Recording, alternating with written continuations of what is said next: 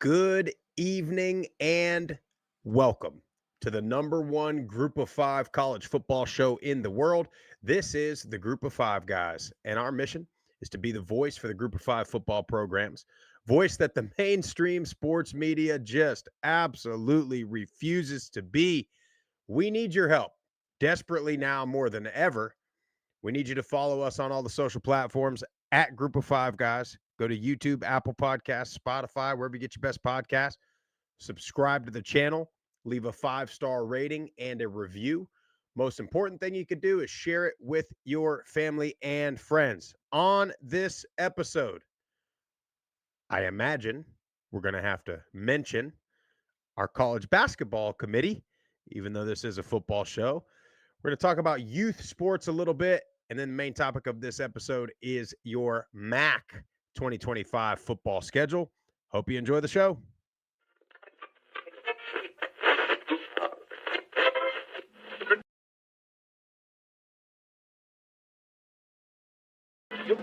Are coming to you live. I admire how much focus and energy you're putting on this part of college football. We looked at each other and we was like, Mike, the best place to be is a Group of Five. So I'm sitting here with the Group of Five guys, right? Detroit has won. It's been a winner, and it's a special place. So it's why you want the job. But it's a ton of fun to watch a guy go to the NFL from a Nevada or a Colorado State or a Middle Tennessee or an App State, and fans follow that kid. It was across there. You want to have this thing packed out, have the student section packed out, giving those guys hell on the sideline. I mean, that's part of it. I mean, win or lose, like we're winning the tailgate. There's no better place to be developed in this country than Boise State.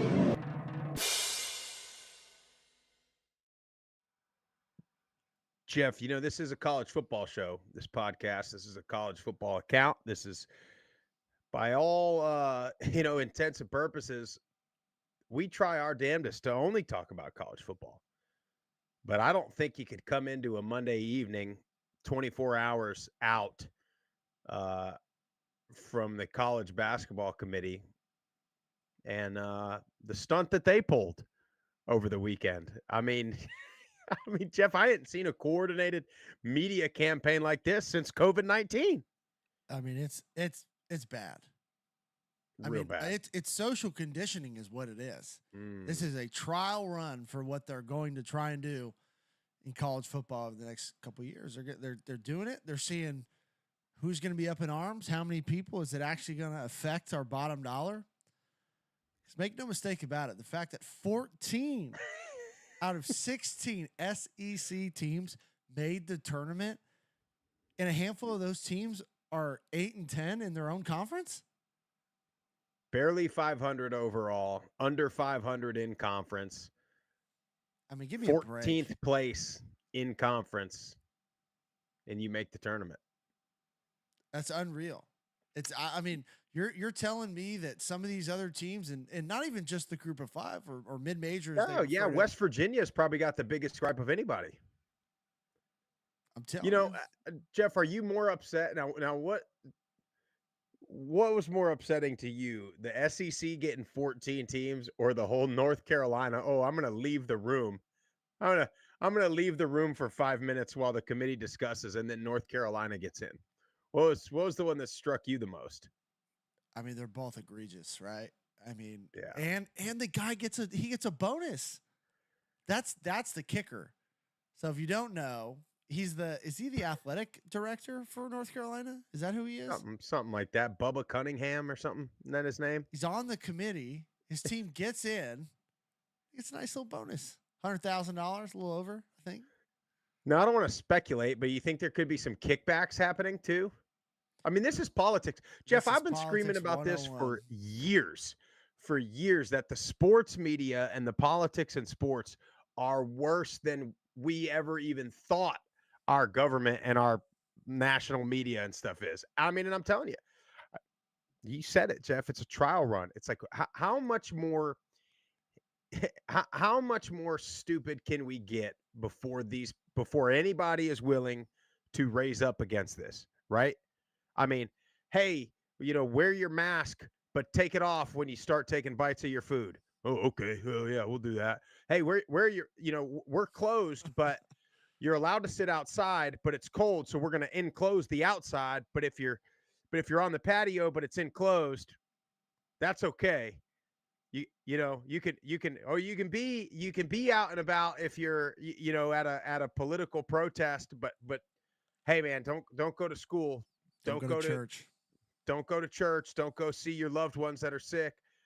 I mean, and okay, who just go along with it. And here we are doing the same thing in sports, Jeff. And everybody's just going to go along with it. Oh yeah, I don't know, I don't watch any sports, so I've heard of North Carolina, I like them, I want them in, I want to watch that. Okay, well, let's do it year after year after year after year, and we'll see how much you like it. It's all money. It's a business, and you can't look at it and say that they don't play that into account. Bigger fan bases mean more eyes, mean more advertising dollars, bigger media value, more, larger media rights. That's what this is. And that's what we're going to see in college football as well. They've been leaning that way, and every coach and AD we seem to talk to says the same thing. Seems like there's going to be a split at some point. I mean, the way they're pushing, trying to get these Power 4 teams to not play, non-conference opponents, tough non-conference opponents. Well, Jeff, at this point, why would you? You can play all in-conference SEC opponents, lose to every one of them, and still get in because your strength of schedule is good. I mean, why? The worst part about it, Jeff, is they've been saying they're going to do it. Greg Sankey gets on every time they get a microphone in front of that guy. He says something like this, and we get all worked up about it, and then they do it. And what do? Nothing. We do nothing. We need a Doge committee to come in and just clean house, and the NCAA, all the ESPN, CBS. I'll tell you, and maybe this is part of the media, doing this, the national media, especially the ESPN with the SEC partnership. But, Greg Sankey gets so much national attention, and every time they keep putting a microphone in his face, and he always says all this stuff. And listen, that guy's the commissioner of the SEC, and his job is to do what's best for those programs. And I mean, you can't say he's not doing it. I mean, he's shitting on everybody else along the way. But and again, maybe this is ESPN's doing, but I'd like to see, I like to see Keith Gill get out there and start, campaigning for South Alabama. They got jobbed out of the NIT. I'd like to start seeing some more of that. And again, maybe it's the media, hey, Greg, come on over here, say something outlandish, and we'll just go right along with it because we know you pay our bills. We'll just go right along with it, Pfizer. We know you pay our bills. All right, Jeff. Man. We're 10 minutes in. I'm done. The good thing is our fearless leader at Middle Tennessee is going to be on the college football playoff committee. We need to get Chris Massaro locked and loaded with the information. Yeah, and we need to have an ear. We need to be in his ear all year long in this committee because he needs to be not only holding the flag for Middle and Conference USA, but all the Group of 5. And I'll be damned if they kick him out of the room when they start discussing Boise State or whoever the hell is going to be in there. Just show up and be like, I'm his assistant, and then just sit and take notes. You're Paul Heyman. Yeah. You're Paul Heyman to his Brock Lesnar. Advocate. I'm an advocate. Yeah, man. I mean, look, it's frustrating, but you can't say we hadn't been talking about this for a long time. We've been telling everybody it's coming. Yeah. They've been telling you it's coming. They've been getting out there right in our face every time they get, like I said, every time they get a microphone in front of Greg Sankey, he tells you what they're going to do. Yep. He tells you everything they're going to do. And then ESPN, and they are the ones that control the narrative, and they go along with it all season long. All season long, you've been hearing how good SEC is in basketball, which whatever. I mean, football is one thing, but when did the SEC become this big basketball powerhouse? When the SEC in football has completely taken over and driven so much revenue through their athletic department that they've been able to invest like crazy into the other sports. That's what it's been. because it's really only been the last like decade that the SEC has really taken a Tennessee's been good, Auburn's been good for a little while, but some of these other teams that have kind of popped up, it's a direct, to me, it's a direct correlation with the money they brought in for football. So now are you saying, Jeff, on the other side of the coin, are you saying it would behoove all programs to invest and have a successful football program? We've been saying that since show one, Sprouse. Wow. Football's Wild the front thoughts. porch. It drives. That It's is- the revenue maker. That's a wild thought you're having there, Jeff. But I'll tell you, man, I think it's, I don't ever want to be one of these guys that sits here and says, "Oh, we're ruining sports. We're doing this." But because I love sports and I still love sports and I always will love sports, but they're definitely putting a damper on it.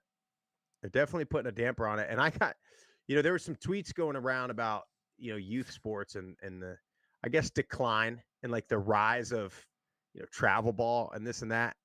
Dude, I got to tell you what happened on Saturday. Keep in mind, I'm a T-ball coach. Okay. My kids are 3 to, in general, they're 3 to 5. I got like 2 6-year-olds. They've never played before. You know what I mean? Yeah. It's 3 to 5.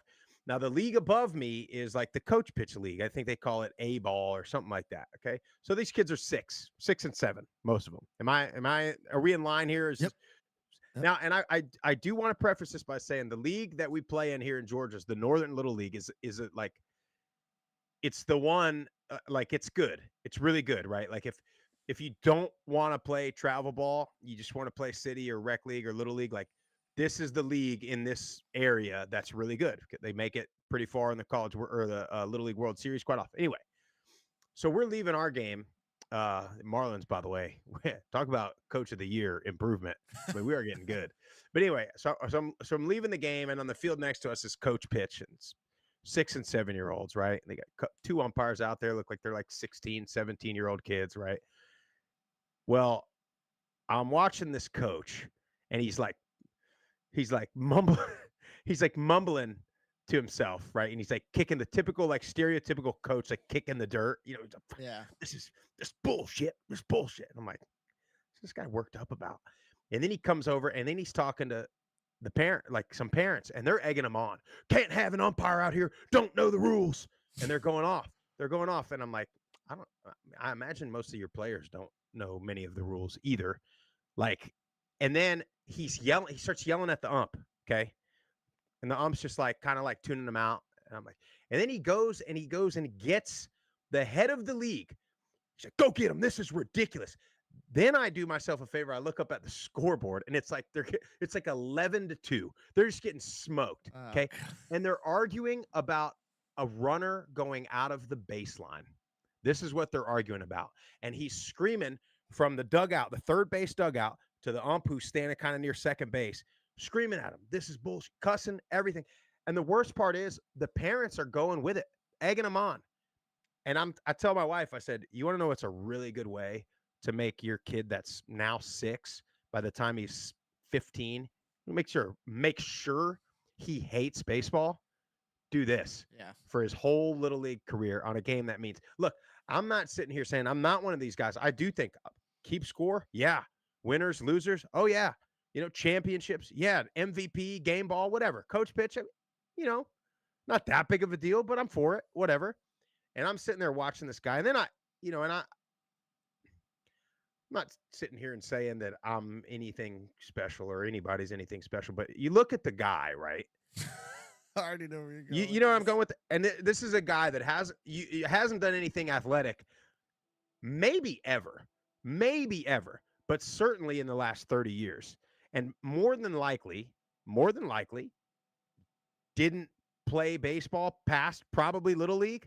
Yeah. Maybe high school. I mean, maybe, but I'm just watching this all unfold, and then this is little league, right? This is not even your AAU stuff.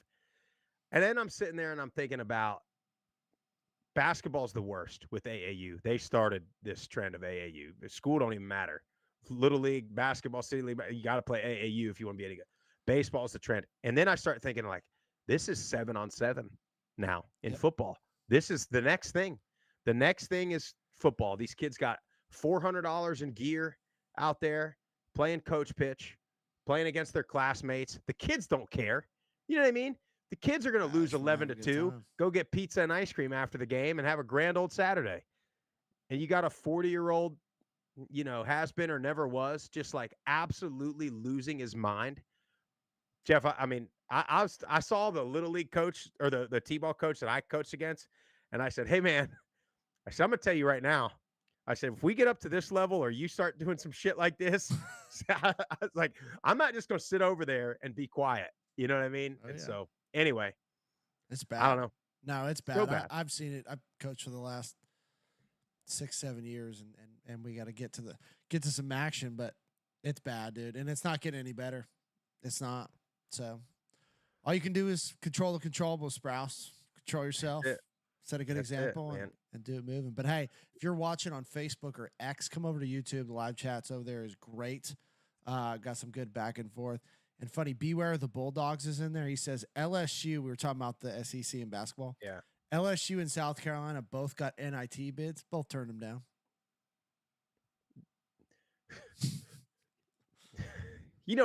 Speaking of South Carolina, their women's team, a powerhouse. Yeah, I'm good not program. taking anything away from them. Dawn Staley, like what she's done there. I mean, she has inserted herself with Gino and Pat Summit, like the best. Oh, yeah. They got the number 2 overall. So they're also a 1, and she was bitching about it. And she was saying, oh, it's clear that, strength of schedule, like pushing the same thing that we just witnessed in football, pushing the same thing now for women's basketball. And it's like, well, Dawn, like, first of all, you're the number 2 overall seed. Like, you're going to have to the only team that ranked better than you, you're going to have to beat them if you want to win the championship. Yeah. And it's going to be in the championship if you get to them. And then it's like, you also lost by double digits, like multiple times this year. Yeah. I mean, we got to talk, Matt. Can I talk about one more thing though, Jeff? I found a stat. You'll find this very interesting. It's transfer portal related. We got. So, this is probably well known now, but it's about men and their relationships and their close friends. Okay. Uh-oh. Did you know? Okay. I'm going to have to make sure I read this correctly. 1 in 5 men reported, this is in 2021, so it's probably even worse, that they did not have one single, quote, close friend. Okay. So not one single person that they could call for like, hey man, I'm going through something, or, anything like Really? that. Okay. Yeah. 1 in 5. And then there's another number that I that's higher than that says they don't have any male friends that, they can call for like emotional support or whatever, right? Whatever problem with the kids, marital problems, whatever you might have. And then I got to thinking, for me, like I got to thinking my mom passed, been 2 months now. And I think of all the people that I got to talk to during this time that reached out. And then the way my mind works, like, how can I talk about this on the podcast and connect it to college football? Well, I got to thinking when my mom passed away, and I got people like you, like Grisham, Campbell, Walker, Nick, all these guys, all these people that I consider my close friends that either called or like we texted back and forth or whatever that I felt like I could talk to. And then I got to thinking, man, what if we all just like transferred every year and we never really went through any of it together? You know what I mean? Yeah. And so you have this epidemic of, we have all this social media, we have all this connection with Facebook and Instagram and whatever, but yet we're so disconnected on a personal level. And the people that are connected the most are people that went through something relatively difficult together and, came out of it as best friends. Typically it's athletics or military, honestly, for the most part. Well, now what are we doing? We're bouncing after a year. Nobody gets recruited and stays together. So I wonder how these bonds are going to be when you play for a program for a year.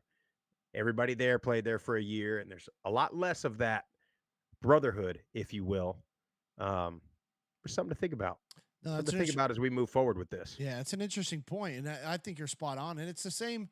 It's the same for fandom, right? Like, emotional connections are based off of experiences together with another person or with a sports team, or with your job. Like, you create these connections by going through experiences, and then those core memories are locked in your brain, and like you have to spend more time to have those deeper connections. And like you said, when guys are bouncing left and right, or it's every other semester, it seems like you're not going to have that. Like you may have some boys that you still text, but I mean, definitely not to the level that we've had. Right. And where you're going to weddings and going to, when a kid is born and all this stuff. And hey, my wife will always say, and I know it's a guy thing, like, even if you don't see somebody for years, I mean, years, 10 years, 15 years, it's like the minute you see them, it's like you've been roommates for the whole time. Anyway, we got to talk some football. By the way, I know we got some good stuff coming. I should drop Wednesday, I believe, Jeff. Yep. Conversation with Marshall head Coach Gibson. And then next week, this week we're having the conversation. We'll drop it next week with ECU head coach Blake Harrell. So we've had some good ones. We had Coach Loggins from App on. We had Coach Drinkle from Central Michigan on. Trey Lamb from Tulsa on. So we've been talking about it. We're trying to get every coach at some point in 2025 to join the show. So working our way down the list. We are. Yes, we are. Working our way down the list. Maction, I got to tell you, nobody's got an easy one. No, they do not. No, they don't. Let's start with tough, because and this was hard for me to decide, right? Toughest draw in the MAC. I listed 3 teams here. I had 2, and I probably could have went more. Yeah, you could have. Yeah, you could have. You absolutely could have. Well, I'm gonna start just because I mentioned Coach Drinkle. Central Michigan, just to open. I mean, they get San Jose State, who's going to be a tough Mountain West opponent to open the season, and then you go to Pitt, or you get Pitt. They get Pitt at home. No, they're both on the road. Yeah, Pitt, and then Michigan on the road. I mean, you talk about a tough stretch to start the year on it with a brand new staff. It's going to be tough. Yeah. You know what's funny is that's who I had, and I'll explain a little bit why later. I had Central Michigan, and it was mainly due to the conference schedule. I had it as the easiest draw. Really? But barring that stretch. With that stretch. Yeah. But no, yeah. That's fair. That's a fair statement. But yeah. So no, who did you have as a tough one? I had Ball State.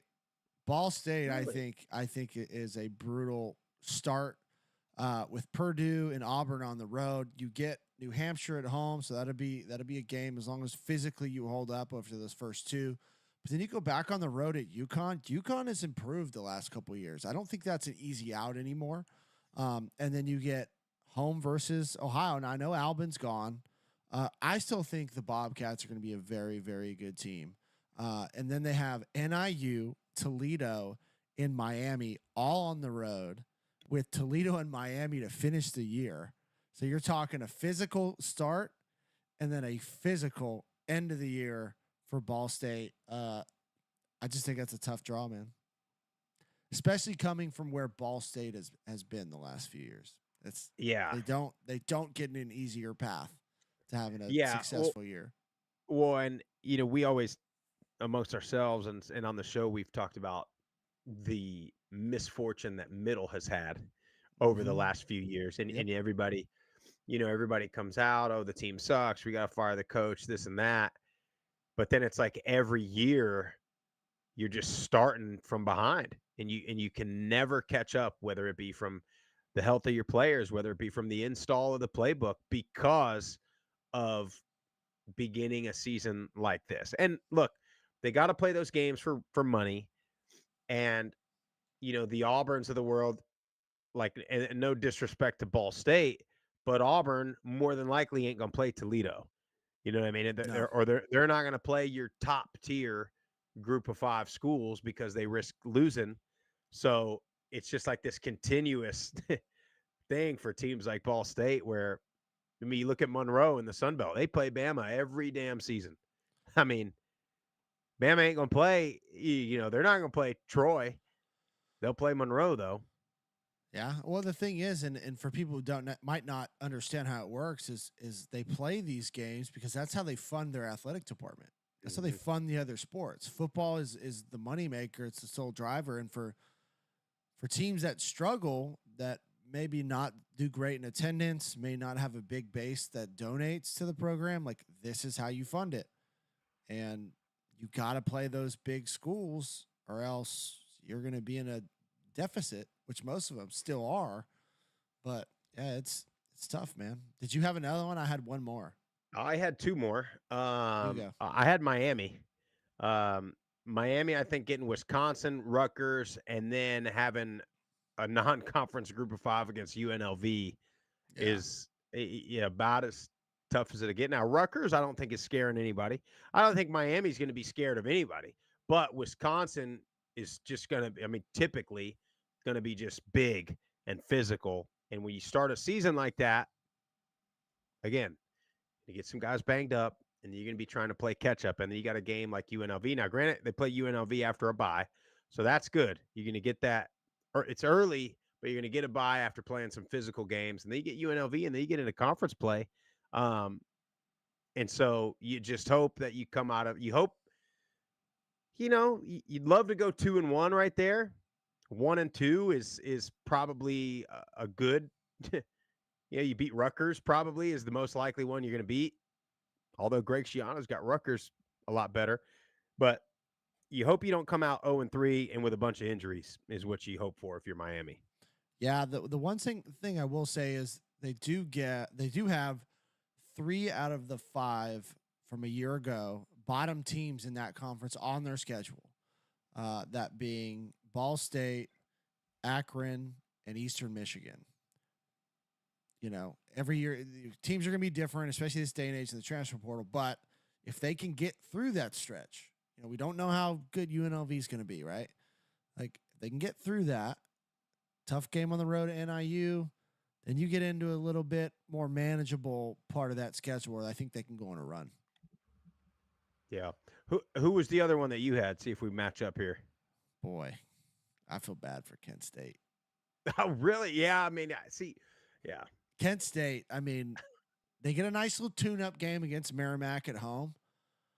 But, man, you get Texas Tech on the road. Then you open up conference early with a good Buffalo. I think Buffalo's going to be a good team this year. Going to be really good. Then you go on the road to Florida State, on the road at Oklahoma. And you get UMass at home, which I think UMass is going to be a decent team. Then back on the road at Toledo. That first 7 games. Yeah. You can get 2 wins out of that. That is going to be a you're huge hoping success. to go 1-6 You know right what there. I mean? Like that is a brutal. And then you get, lightens up a little towards the end, but then you finish on the road at NIU, who year in, year out, they're going to be they're a good, well-coached team and they play hard and, this could be their year coming up. The other one that I had, Jeff, was Ohio. And again, not that Rutgers is scaring anybody, but you get West Virginia at home, and then you got to go to Ohio State. And like, look, as much as we get up here and talk about the Power 5 being, 5 teams, well, that's one of them. Okay. Yep. That's one of the ones that's going to come out on the field and look a whole lot different from anybody else on the play, whether it's in the MAC or in the Big Ten. Okay. I will make that clear. Ohio State's going to go against Rutgers and look a whole lot different than Rutgers. But Rutgers will beat their chest about their conference patch. But anyway, if you're Ohio, Rutgers, West Virginia, Ohio State to start the year, and then a little tune-up game, kind of get healthy game. But then you start conference play with Bowling Green. Yeah, that again, you hope you don't come out of there. You hope you don't come out of there 0-3 and beat up. That's for a lot of these MAC teams. That's the story. Like, can you get through a tough beginning stretch to where you get into conference? And I got to give credit to the people who make the schedules. The MAC did not make it easy on anybody. There's not one team that just avoids like a bunch of the top teams in this conference. Like we've seen it in some of the other leagues. Every team is playing at least 2 or 3 of the top dogs from a year ago. Mm-hmm. So kudos to them for making it difficult. We say it every year. The MAC eats itself alive. The winner is going to be, 6-6, 7-6, or whatever it is. Like they just beat up on each other. Well, and every single one of them, you look at, every single team in the MAC is, other than, I mean, one of their first, two of their first three, if not all three, are road Power 4 games. And a couple of them are against like the ones, the Michigans, Ohio States of the world. So they don't ever make it easy, and it's always like this for the MAC. And that's why you'll look at the MAC like every single season. You look at the MAC and you're like, okay, 5-4, 5-4, 4-5, 4-5, 5-4, and they all got the same record. And the first place team might be, 7-5, and the last place team might be 6-6 when it's all said and done. And that's why you got to look at the way that this schedule lines out. You got to make sure these guys are healthy. When you talk about the past couple years, a QB goes down for Miami, or a QB goes down for Ohio or Toledo, and I mean, that's that. Even if it's that one game, the whole season shifts for them. So, you have anybody else in the tough draw section? I mean, you can make a case for every single team, honestly, but no, that's all who I had in the toughest draw. Now, when we talk about easiest versus path to the CFP, so I just want to make it clear, like, when I say path to the CFP, like, you're going to have a halfway decent, like, it's going to have to be sort of tough, like, because you're not going to get in going undefeated and not playing any Power 4s or not playing any of the top group of 5 non-conference schools. Like, nobody's going to do that. You're not going to see like a team like Liberty from 2 years ago. I don't think, unless everybody else has like 3 or 4 losses, I don't think they're getting in. I just don't. Not without playing, another really solid group of 5 or 2 of those and a Power 5. But anyway, for me, easiest, and I almost went path to the CFP because I also think that this team is going to be really good. But I had Buffalo as the easiest schedule. But again, what I just said about the recipe, right? Minnesota, I mean, Power 4, Big Ten, but it's not Ohio State. So you can win that game. That's what I'm saying. Like, you can go win that game. You get Troy. That's a long way for Troy to travel. Now, it won't be super cold or anything yet for Troy, but, going up to Buffalo, I like, it's a good matchup, but it's a winnable matchup if you're Buffalo. It's a winnable matchup if you're Troy. That's a fantastic MAC Sun Belt non-conference game. Love that game. And then they get UConn, who you mentioned a minute ago. It's not an easy out, but they're not. They haven't arrived quite yet. Yeah, like Buffalo's not looking at anybody on their schedule thinking, well, we're not winning that one. Buffalo, you look at those 3 games, and if you're not 2-1, you're probably a little bit upset. And then you also, when you talk about conference play for Buffalo, they don't play Toledo and they get Miami at home. So just a little easier than what everybody else is dealing with, in my opinion. Yeah, I think that's probably the easiest overall draw. And that's why I had them my path to the CFP, because if they could somehow, if you can beat Minnesota, and there's a lot of ifs, right? I get it. Like, there's a lot of ifs. Buffalo's got to show up. They got to be the team that I think me and you, and I could be wrong as far as what you think, but I think Buffalo's going to be good. And they got a favorable draw. Their toughest games to me outside of Minnesota really are at Bowling Green, and then you get Miami and Ohio at home. So if they can get hot early, even if they lose the Minnesota game, but somehow run the rest of the way, which I don't think any team probably is, but I think their schedule sets up to have the best chance for a MAC team to make the CFP, to get the bid.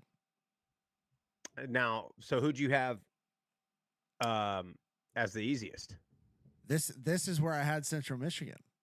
Oh, yeah. And it's mainly because of their conference. Like, getting that opening 3 games is brutal. You got to go all the way to the West Coast, then you're back on the road at Pitt.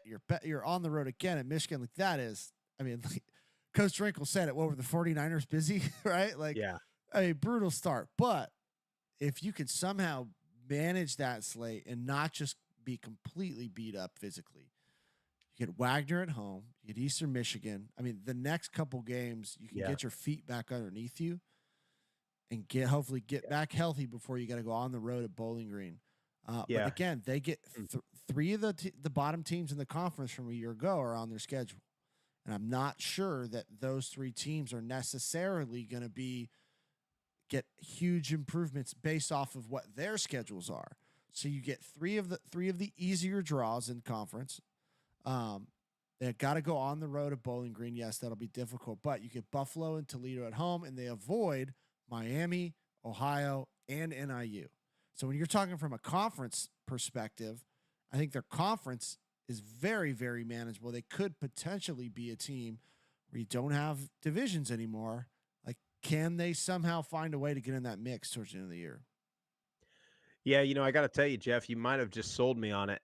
I'm sitting here looking at their schedule. I'm trying to go game by game, and San Jose State, probably 50-50 type game. San Jose State will probably be favored in that game. But let's just say you go 0-3. But then strong likelihood you're 3-3 and 2-0 in the conference going into a bye week. Yep. And then going into a road game at Bowling Green. And you get UMass, a newcomer, at home. You get Western Michigan. I mean, yeah. It's a lot. It's big ifs, and you're gonna you can't just. They could be completely demolished. Their entire first depth chart could be just beat up by the time they get to Wagner and Eastern Michigan and Akron, right? So it's a very possible. But if they can manage that, get through it, and be ready, it lightens up a little bit in the middle of their schedule. That's why I had them as the easiest. No, you sold me on that. Now for me, so you had Buffalo as path to the CFP. See, I could have went Buffalo there. I went with Toledo because I think Toledo has the recipe for success, especially after what they did to Mississippi State last year. I think National Media Committee is gonna if Toledo week 1 goes and beats Kentucky, I think, oh my God, they beat 2 SEC teams in a row. Oh, you know what I mean? They're gonna get that national respect that they didn't necessarily get after just beating Mississippi State last year. But then they get a very interesting home game against Western Kentucky in week 2, which is kind of like that Buffalo Troy game, right? You're looking at two kind of top. Toledo Western is like, really 2 of your top 5 or 6, definitely top 10 group of 5 brands right now. Love that matchup for week 2. And it's one that I think would carry some weight. I think it would carry some weight with the committee. If you go beat Kentucky and then you go beat Western Kentucky right after that. And then, for them in conference, you're at Western Michigan, then you're home versus Akron, then you're off, and then you get Bowling Green. So we were at that game last year, by the way. Fantastic rivalry game if you're a MAC fan or if you're just a college football fan and you want to catch one. I mean, that place was rocking last year. So Bowling Green gets to return the favor and do it there. But I mean, you could have at worst you're 3-2, probably 4-1, maybe 5-0 undefeated in the conference going into Bowling Green. I mean, yeah. If you're Toledo again, and like path to the CFP, it's like things have to go your way. You gotta win all of them. You know what I mean? Like you can't. Unfortunately for the MAC, we're not on the ESPN side and the SEC side where they can just be like, oh, that's a hard schedule, put them in, regardless of whether they win the games or not. But I look at that Toledo, a beatable SEC team, but still an SEC team, decent group of 5 brand, and then a pretty strong conference schedule. And for Toledo also, they already have a pretty strong brand themselves. So again, it's like what we talked about with the Sun Belt and the Mountain West. Like you put 2 resumes right next to each other, exactly the same. One's Boise State, one's Nevada. Put that Boise State logo, they're getting the nod. Put Nevada, they're not. You talk about it in the Sun Belt. We were comparing if it's James Madison versus Boise or James Madison versus Nevada or somebody similar. You know what I mean? That's going Yeah. to be the difference. And same for the MAC. If it's Toledo with that resume, they probably got a shot. Yeah. If it's, I don't know who else it would be. If it's Central Michigan, probably not. Honestly, Yeah. I mean, from a brand standpoint. Toledo, especially in the last decade, like they've really done a good job of pushing their brand and being a very consistent, team. Jason Candle's done a phenomenal job. The only reason why I didn't have them in that category for me was they get to the latter part of their schedule and you got to go on the road at Washington State, home against NIU, and then on the road at Miami. That is a tough 3-game stretch, travel wise, physicality wise. So that's going to be an interesting part of the season to watch for them. That's the main reason why I didn't have them in there. The team I did have, the other team, if I can get to I just scrolled through my notes and realized I have another one too. NIU. Really? Yeah, Okay. I think their non-conference is manageable. They get a tune-up game against Holy Cross, which Holy Cross is a good program, so they got to be ready to roll. But on the road at Maryland, I think that's a very, that's a winnable game. And then on the road at Mississippi State, both are back-to-back, more difficult travel weeks for them. But I think it's manageable. And then you get San Diego State at home, who San Diego State should be better, but they're the ones making that long journey. And then you get Miami at home, Eastern Michigan on the road, Ohio on the road, Ball State also as well. They get UMass. They have, again, 3 of the teams from a year ago that were in that bottom 5 part of this conference. So if they can get through their non-conference slate, I think they can get in and do some damage. Yeah. And, we have to, the caveat to all of this is it's very unlikely that any of these teams go undefeated in conference. Yeah.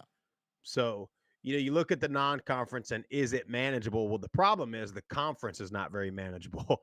So even if an NIU beats Maryland, beats Mississippi State, beats San Diego State, well, then you got to go beat Miami. Yeah. And then you got to go beat Toledo later in the year. So it's one of those things where, the MAC gets a lot of disrespect. But we see it every year. They perform well in non-conference games. The other one I had, Jeff, was Bowling Green. And kind of the same. It's tough, but it's manageable, right? Cincinnati's been kind of down since they've been in the Big 12. Liberty, okay.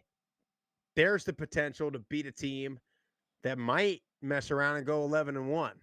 You know what I mean? Yeah. And so you might be beating an 11-1 conference champ at that point. And then you get Louisville, who, last week I talked about James Madison's going to go beat Louisville. So, Cincinnati, Liberty, Louisville. Again, this is the recipe. You're playing decent brands, people know, but you can beat them. You're not playing anybody that's a world beater out there. So, I don't know. Still building those bridges, those James Madison bridges. Well, the Walsh Group reached out. I get we need a sponsorship. The Walsh Really? Group. It seems like that as many bridges as they build across this country. I mean, they ought to sponsor. They probably got a couple million to just throw as a write-off. No question. And what about biggest conference game? There's several. That's a lot. I tried to list only one because I think, per usual, it will have many conference implications, but also it's got some storylines to it. And that, mine. What's that? Go for it. You're gonna steal mine. I already know. Toledo, Miami. Yeah. Well, I completely forgot that Daquan Finn's back in the MAC and at Miami now. I know. I mean, I'm real interested to see him in that kind of Miami style. To me, Miami is just more of that. I wouldn't have thought it would be a fit for him, to be quite honest with you, but I'm interested to see how they use him. And see, I actually think it is a relatively good fit because you add the +1 with the QB run game. Yeah, I mean, Martin loves to run the ball regardless and be physical, and now you get an extra blocker in there. I think he could be a game changer for them. but we'll see. You had a rough go at Baylor. You didn't get the job. Who knows what his confidence level's like. So we're going to have to see how spring ball shakes out. But that was one that I had. Some of the other ones I had, I think Buffalo at Bowling Green, November 1st.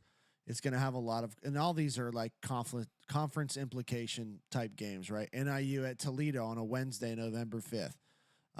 Had the Toledo at Miami, Central Michigan at Bowling Green on October 18th. I think that's an interesting game to keep an eye out for. So there's so many. Like the MAC is just tough. It is a physical tough. And then you get towards the end of the year, you get action going. It's cold. You're going to be snow. It's going to be wet. Like there's just so many factors in the MAC that you got to worry about. Yeah, there's in every game, like we just talked about, you're going to have these teams that are all hovering right around 500. And so every game, whether it's in September or at the end of November, is going to be huge for the standings in this conference. Yeah, I like that Buffalo Bowling Green game. That was kind of the one I had as my number 2. Now, what about non-conference game? Again, there's so many. But especially look, anytime they get a chance to play a Power 4 opponent, especially if you get one at home, it's going to be a huge game. It's going to be huge for your campus, for your students, for your fan base. But I love these non-conference group of 5 games. So Troy at Buffalo, Toledo, Western Kentucky. I think those are the games that I absolutely love. Yep. NIU, San Diego State was one. Huge. I think is going to be a big measuring stick for both of those programs relatively early, early in the season. We're going to see how both those teams are. I think Buffalo at Minnesota to kick off the year. I mean, got to be ready right off the bat. But if you can steal that game, that's going to be a huge boost for the Buffalo Bulls.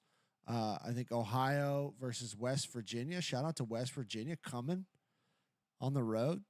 Play the Bobcats. I think that'll be a big one. And then we talked about Bowling Green at Cincy. I think that's going to be a great game.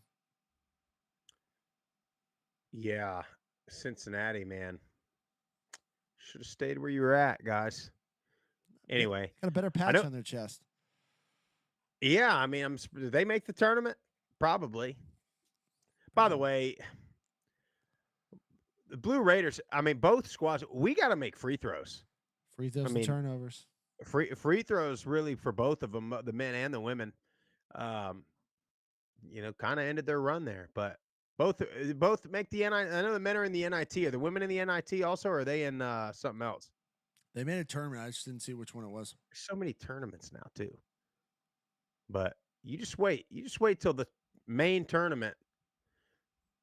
People are gonna quit watching it. You can watch the NIT. I'm gonna start doing NIT brackets. Yeah, I mean, you might as well just watch the SEC tournament. It's almost like we had an entire season and then a tournament to see who was good in the SEC and not. Like, again, here he goes. Wind him up. Every level of every sport has to deal with this. Think about when you were in high school, right? I think about us in high school. The top 2 teams in every district made the playoff. And many times there was a third place team in a good district that probably would have beat the winner of another district by 100 points, and they didn't even make the playoffs. Why? We had a whole season to figure out that, well, they're not as good as these 2 teams, so why are we going to give them another shot to beat them? We already saw them play twice. They didn't win. Why are we going to let them play again? And then every year you'd get 2 teams from the same district. They'd go play the 1 and 2 from the other district. They'd smoke both of them. And it's like, okay, too bad. Like, that's the way, like, we already know that the third place team is not the best. They're not even the top 10 in their own conference. How can we expect them to be the best in the country? Like, we don't know. Maybe the 10th best team in the SEC is better than the number 2 team in Conference USA or the Sun Belt. Maybe, but we don't know unless they play. And especially with rosters being different every single season. You don't have proof. It's not like, well, last year we saw what happened last year. It's like you got 60 new players on that team. Yep. If it's football. Anyway. And the thing about basketball is a couple players and you could flip makes all the world of difference in basketball. Oh, well, but you see, we're going to see it this week. We're going to see it this week. We're going to see a team, like I've been saying, they're going to have 5 seniors or 4 seniors, bunch of guys you never heard of, bunch of guys that are going to be selling insurance here next year. Next year at this time, they're going to be selling life insurance. One of them's going to get hot, and they're about to beat a bunch of teams. Just one. In basketball, it takes one kid to get hot from behind the arc, and they'll make a run. But we want to see the same teams that have already played each other 3 times. We got to see it again, I guess. We're going to see it one more time just to increase the odds. If we give ourselves 25% of the field, surely one of them is going to get in the Final Four and win the thing. And then that's what they'll say. They'll all lose. You look at the CFP this year. Tennessee gets bludgeoned. Texas wins a game, and we want to say, oh, see, well, yeah, SEC. Well, yeah, I mean, you put 3 of the 12, one of them surely to win a game. Right. And anyway, we got voicemails. We got to hit a couple of these other schedules. I'm sorry, I got all off there. We got a newcomer in the MAC this year, UMass, Jeff. We do. We got them. We got a couple other schedules we got to get to too. But if you look at UMass, all right, we're gonna have to see how spring ball shakes out. I know they got some pieces coming back, but Temple at home, very manageable. Bryant, be a good game. Should be able to get a win there. But then you go on the road at Iowa, physical.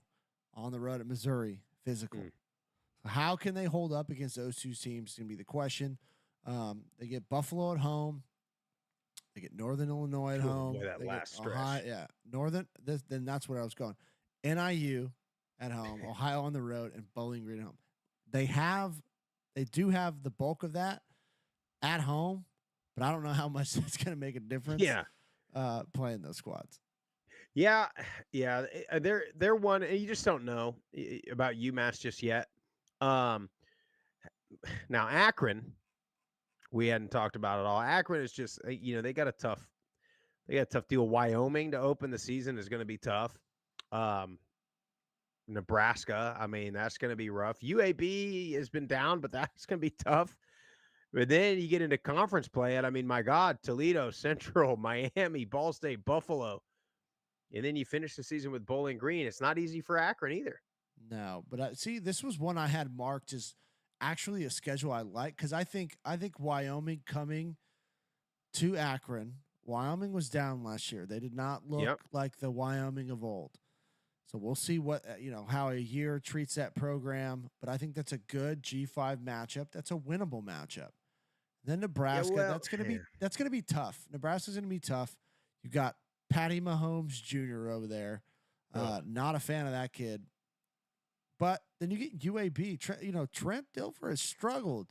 UAB, and they got to come up north. So I think their non-conference is somewhat manageable, but they pretty much play outside of NIU. They play the top dogs of the MAC for me. Well, and I'm with you on that schedule being manageable in the non-conference. If it wasn't Akron. True. You get what I'm saying there? Like, I'm looking at that schedule and I'm like, if this is a Toledo or a Buffalo or Miami or somebody like that, I'm like, okay. Because then I'm looking at Wyoming and UAB thinking like they probably win those games. Yeah. But UAB Akron is like going to be a slugfest, Yeah. So that's kind of. I'm just hopeful. I guess that's kind of where I'm at with that. I do too. In Akron, we've kind of been talking about them for a couple years, like with the portal, they ought to be able to get some local kids, but hadn't any luck. They had the quarterback and it just never really clicked. Got Western Michigan. Yeah, Western Michigan and Eastern Michigan left. Western schedule, I went back and forth with this schedule, especially looking at like the first 4 games. That's rough. It's rough. But like I was looking at it, I was like, I don't know if this is like a really hard schedule or like can they manage this and find themselves in that path to the CFP? Because again, Michigan State, Big Ten physical, but they haven't been the same. North Texas, if they're anything like they were last year, they're going to be so up and down. You just never really know what you're going to get with them. but yeah, but I'm also with you though. Like, If they didn't lose Jaden Nixon to yeah, UCF, then I would feel a lot better about that. But the fact that they lost him, and then you start off and, with those games, yeah, and and then you then open conference play Toledo, with Toledo. yeah, Yeah, I mean now that being said, then you get kind of a chance to exhale a little bit. Um, After that, but then you get Miami, then you get Central Michigan, then you finish Ohio, NIU, Eastern. You know, no easy outs in the MAC. I'm telling you. no, it's not. All right, What then about East? What about Eastern? This is another. This is one of the ones I had this on my radar for the non-conference. That Eastern Michigan Louisiana game it's a good one. um, is very interesting to me, and the Eastern Michigan Texas State game is pretty interesting. Yeah, I just think you're playing two of the better teams out of the Sun Belt West. And their conference schedule is probably the most difficult out of It is anybody's. a incredibly hard stretch. I mean, jeez. You You start it before you get to conference play. You're at Kentucky. Then you get Louisiana, who, if anybody in the Sun Belt is going to be physical, it's them. Hey, you're Central Michigan, Buffalo on the road, at home NIU, on the road Miami, at home Ohio. play Take a all breath. top. Bowling Green. Telling you, man. Oh, I just boy. go right down the list of last year's conference leaders. Yeah, the Ohio, top ones. Miami, Buffalo, Bowling Green, 1 through 4. But you know, it's so unfortunate. You know, it really, like, these schedules. It reminds me when we did our American show and we talked about South Florida in the last couple of years, how they've had these expectations, but then they start the season with the schedules that they've started with, and it just like it's so deflating.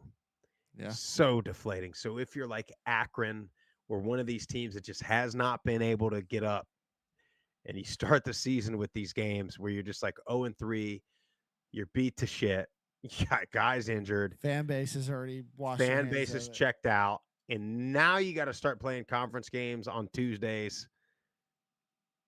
I mean, I couldn't imagine it. You got to, like, credit to those guys. You have got to freaking love this game to get up for those ones. Anybody can get up. I go out there. You put 100,000 people cheering for me or cheering against me, I'll go play right. Like, I could probably get through a game right now. You know what I mean? Yeah. Like, you get enough freaking adrenaline going, you probably get through it. Now, you put me out there and it's 12 degrees and there's 1,000 people there and we're 0-3 already, or at that point you're maybe 0-6, 1-6. Yeah. Oh, buddy, I mean, those are those games where you're just like sitting there like, you just got to get to halftime so we can get in the locker room. And then you go back out there, you're like, let's just get this thing over with. I don't even care what happens anymore. But Different anyway, type of cat in the MAC, man. different breed, man. But a lot of disrespect in the MAC, but boy, they push out some guys, push out some NFL guys every year. Yes, they do. We got a couple voicemails and then we'll get out of here, Jeff. You guys keep calling the hotline. Call about these schedules. You know, this time of the year is going to get real. You know, you're not going to have a ton of stuff. You got spring ball going on. So if you hear something, rumors swirling, you get a chance to catch a spring practice or scrimmage, call the show. Give us a hot take. And of course, we got the NFL draft coming up. So we'll have to talk about that. Jeff, your Raider fan base, I mean, just delusional. Absolutely delusional. What do you expect? They don't want Genty because he played in the little old Mountain West, but yet they're crying because they want Derek Carr back, who played in the same conference. No, most And the Raider best fans do player not on the want Derek team Carr played back. at Eastern Michigan. I know. I've been standing on the hill trying to educate these Raider fans. Best player in your franchise history was a punter from Southern Miss. What do you want from me, Sprouse? All I can do is keep preaching the gospel. That's right, man. Hey, well, you guys call the hotline 615-900-4286. Jeff, let's see what we got.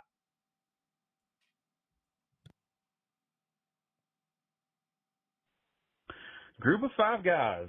It's Baker Lloyd. Wednesday morning here. Hope you guys are doing well. Calling in first, the Charlotte guy came on here, and I'm kind of feeling myself with Charlotte right now after last night. The baseball team was getting no hit into the 5th inning by Charlotte. Pretty good, pretty solid.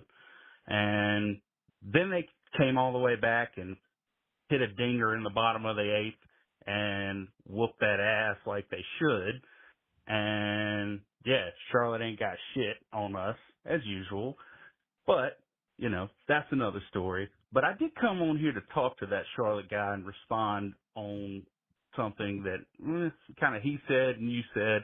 You guys are talking about how it's going to be a big battle for the tailgate at that game.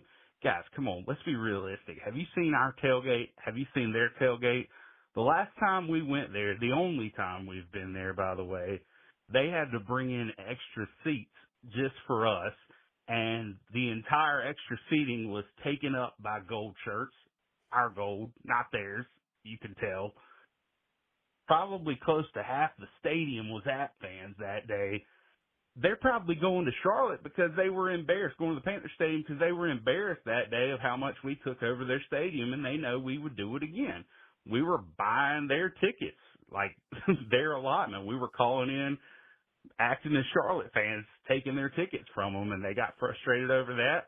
So they had to put it in a bigger stadium so all their fans could fit because their fans don't do it like we do. Obviously, we're going to win the tailgate. Obviously, we're going to take over that stadium and have the majority of the people there.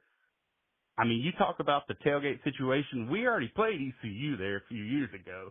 And, I mean, listen, there was way more people at that game than there is going to be at Charlotte because UNC Charlotte doesn't have a real fan base. Like, they're not legit. They got 15,000 people max at their games. Half the time, they can't even get that. So, simmer down, little Charlotte. Go back to your little high school town of Concord, and y'all just good luck. Maybe one day you'll be relevant. Baker Lloyd coming in hot, man. Off the turnbuckle, huh? Baker. I had a great time at Charlotte. I did too.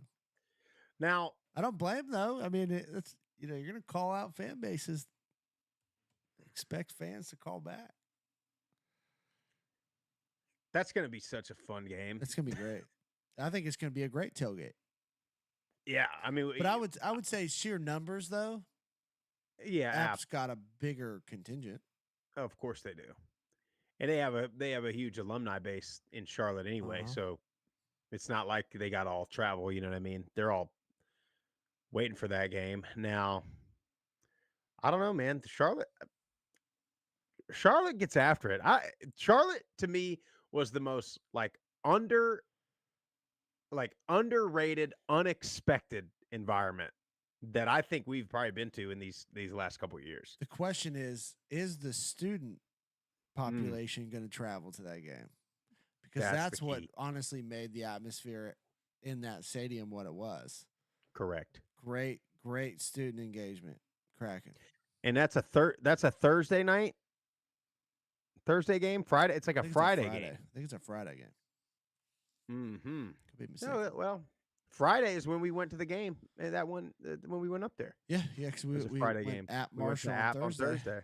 Yeah. Interesting. Well, let's see. I don't know. I like it, Baker. Don't stand. Welcome back, Baker. We missed you. I know. All right, let's get to our last one. Chuck from JMU. Oh. Sponsored by the Group of Five guys. Chuck here. Sprouts. That bridge you're building to us JMU fans, much appreciated. You know, bridge has two sides. So you're starting your side. Hopefully JMU Nation will happily reciprocate and build our side towards you. Great Sunbelt show. Dukes have a schedule. It's a little bit of a gauntlet, but I think manageable. And agree with you guys, what you guys said regarding potential best shot for a Sunbelt path to the CFP. But it's going to be interesting. You know, got some pieces to fill, but unlike last year, you know, not that much turnover. Chesney's back for year 2. Got a little bit of continuity and stability. We'll see what happens in the spring portal, but hopefully everyone stays. But only lost the defensive coordinator, but the OC's back. A couple other new faces. Got a new strength coach came over from Holy Cross, which is really great. Looking for big things out of the Dukes.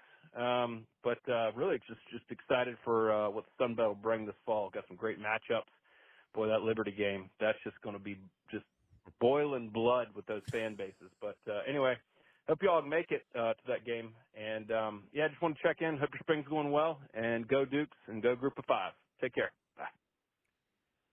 Appreciate it, Chuck. Bridges are being built. Fences being mended. I mean, I'm also on the James Madison train for their women's basketball team. I mean, listen, the bridge has been like the truth of the matter of it all is like we've always had like a ton of respect for the program. Like, I don't even really know when the James Madison like beef happened. I really don't even have like obviously they smoked Middle so bad in that first game, which we knew was coming. Yeah, we said it. But I don't remember where the beef started. But look, man, I want to get up there. I want to get to a game. I'm and again, and I truly believe that. I wasn't just saying, I wasn't just having fun. Like I truly believe they have the best shot in the Sun Belt to make a run. Oh, But I'm with you. whether or not they do is the question. But See what happens in spring ball. I saw Barnett was practicing yesterday, good? wasn't he? I didn't see it. I've been so busy. We were baseball all weekend. We were going to Albertville, Alabama on Saturday or Friday. We'll be there Saturday for a one-day tournament. Ooh. So you're just there all day for those tournaments. Yeah, I don't mind it though, because we're there as a family. We're hanging out. Yeah, that's cool. Spending good time. It's better than the kids, sitting inside, watching TV. So funny. It's so funny how it forces you to. We've been talking about that because we get out there for a game on Saturday at 11 or whatever it is, and it's like you end up doing a bunch of stuff. You might be tired at the end of the day, but you're like, yeah, well, what else would we would have been sitting on the couch doing nothing, playing on phones and stuff like that. But yeah, my wife the other day, because they had opening night, or we had practice on a Thursday, and we did opening night, like a big ceremony on a Friday, and then we had a game on Saturday. My wife was like, God, feels like we never left, right? And then I was like, I said, well, welcome to the next 18 years of your life. We ain't ever leaving. Yep. This is only with one kid playing. Wait. I'm like wait till there's multiple out there playing and they're on different teams, Yep. Hopefully Jace will be the stud and he'll play up. I always played up, like when I could with my brother, but we'll see. Anyway, that's all we got for you guys. Hope you enjoyed the show. Make sure you tune in Wednesday for our interview with Marshall head coach Tony Gibson. And then we'll catch you live next Monday night. And then next Wednesday, we will have our interview with ECU coach Blake Harrell. All kind of interviews. Just go back on the YouTube, go through the channel, look and see if you're looking for your coach. Just YouTube it, search Group of 5 Guys, your team or whatever. Chances are we've talked to somebody or, talked about you on the show. Make sure you do that. Make sure when you're there, you hit subscribe. Make sure you tell your family and friends all about us and hit the follow button on all the social media platforms at Group of 5 Guys. God bless the Group of 5. Long live the Group of 5 Guys. We're out of here.